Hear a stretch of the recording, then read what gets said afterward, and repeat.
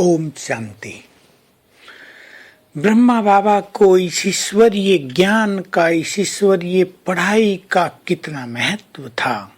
हम भी जब उसको फॉलो करने चले हैं तो हमें भी इस पढ़ाई का और इस ज्ञान का संपूर्ण महत्व होना चाहिए। जैसे योग एक इम्पोर्टेंट विषय है, वैसे ही ज्ञान भी बहुत इम्पोर्टेंट विषय है। जो ज्ञानी नहीं है वे योगी भी नहीं बन सकते। जिनके पास ज्ञान का रस नहीं है, जिनको ज्ञान में रुचि नहीं है, वो ज्ञान का सुख भी नहीं ले सकते। मुरली का सुख भी उन्हें नहीं मिलता। इसलिए फॉलो फादर करना है तो हमें पढ़ाई में भी फुल मार्क्स लेने हैं।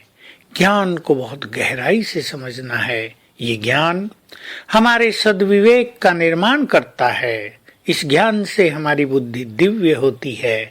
हम यूं भी कह सकते हैं कि इस ज्ञान से ही हमारी बुद्धि का निर्माण होता है और जन्म जन्म हमारी बुद्धि कैसी रहेगी, इसका आधार वर्तमान ज्ञान का चिंतन, ज्ञान को बुद्धि में समाना ही है। तो आओ हम सभी ज्ञान को भी महत्व देकर बाबा की मुरलियों का बहुत अच्छा अध्ययन करें। ज्ञान का भंडार भरा पड़ा है इन मुरलियों में, अव्यक्त में भी और साकार में भी। क्लास में आकर भी सुने और स्टडी भी करें तो ज्ञान से आत्मा भरपूर रहेगी। सोचने की बात है, जरा मेरे साथ गहन चिंतन करें। सभी भाई लोग और बहनें भी अपने अपने लौकिक परिवारों को चलाने के लिए रात दिन कितनी मेहनत करते हैं। नौकरियां, बिजनेस, धंधे, काम, खाने का भी फुर्सत नहीं तो नींद का भी टाइम नहीं, दिन रात एक किए रखते हैं। आपके बच्चे जो बहुत अच्छी नौकरी चाहते हैं कितनी मेहनत करते हैं, पढ़ाई में कोचिंग करते हैं, रात दिन लगे रहते हैं, अपने शौक भी छोड़ देते हैं। हम सोचें बाबा हमें कितना बड़ा भाग्य दे रहा है। इतना बड़ा भाग्य कि 2 युग तक तो कुछ कमाना ही नहीं पड़ेगा। जरा सोच कर देखो, जो कमाने की मेहनत कर रहे हैं उनको इसकी कितनी वैल्यू है। 2 युग तक कुछ भी कमाना नहीं पड़ेगा और अथाह धन संपदा हमारे पास रहेगी। देते ही रहें, इतनी होगी, यद्यपि वहां किसी को देने की जरूरत नहीं। और त्रेता युग में भी हमको सब कुछ सहज मिलेगा। तो विचार करें, ऐसे महान भाग्य को प्राप्त करने के लिए हम क्या कर रहे हैं। सोच लें सभी।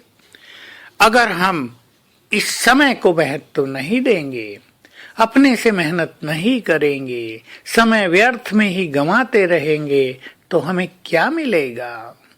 हम ये नहीं कह सकते कि हमारे पास समय नहीं है। समय उसके पास नहीं होता जो समय को ठीक से मैनेज करना नहीं जानते।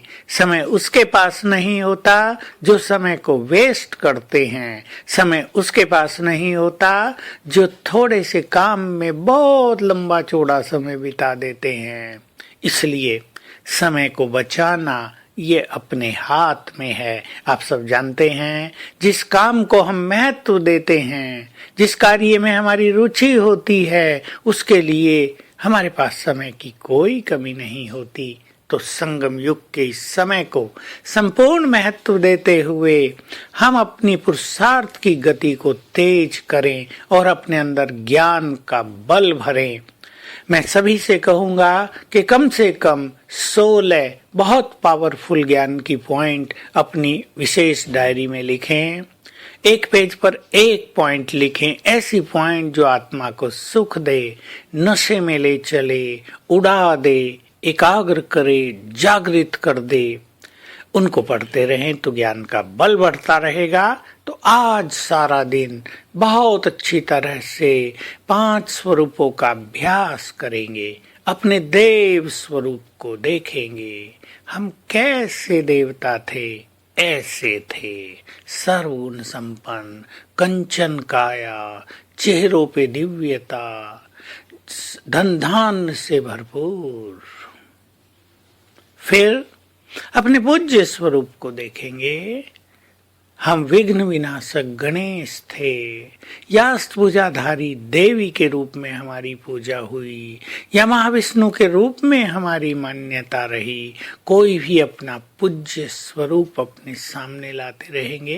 विशेषकर 5 स्वरूपों में से इन 2 स्वरूपों का आज अभ्यास करेंगे, देव स्वरूप और पूज्य स्वरूप, और सारे दिन को आनंद पूर्वक व्यतीत करेंगे।